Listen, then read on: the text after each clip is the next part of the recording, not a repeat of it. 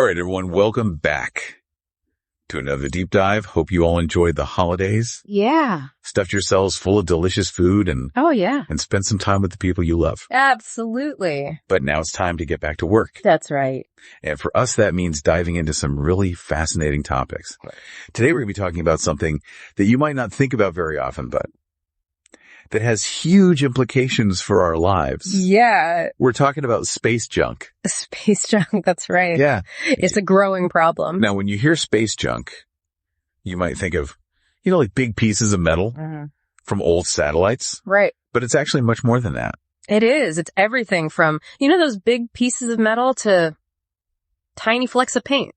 Really? Even paint? Even paint, yeah. Wow. Traveling at incredible speeds, it can cause a lot of damage. So where does all this junk come from? Well, it's basically anything that's been left behind in space from human activity. So we're talking about defunct satellites, spent rocket stages, bits and pieces from collisions, even things like tools. Wow, so it's like a junkyard. Yeah, kinda. But in space. But in space. And this junk is just floating around up there. It is. And it can collide with other things. Exactly, and that's where the problem comes in.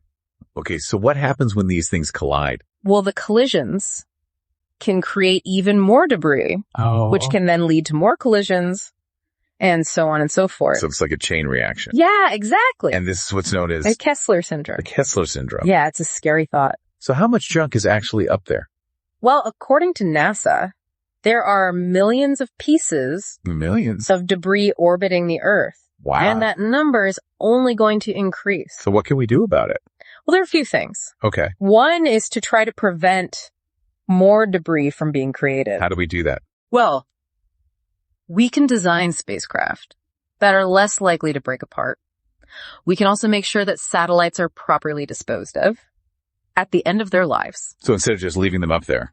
Exactly. We need to bring them back down. Right. Okay. What else? Well, we can also try to clean up the debris that's already there. And how do we do that?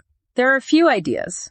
One is to use a giant net. A giant net? Yeah, to capture the debris. Okay. Another is to use lasers. Lasers? Yeah, to vaporize the debris. Wow, that sounds like something out of a movie. I know, right? So are we actually doing any of this? There are a few projects underway. Okay. But it's a very challenging problem. I bet. It's expensive. It's also very difficult to actually capture and remove the debris. So what's the worst case scenario here? Well, if we don't do anything, the amount of debris in space could eventually become so great that it would be impossible to launch any more spacecraft. So we would be stuck on Earth.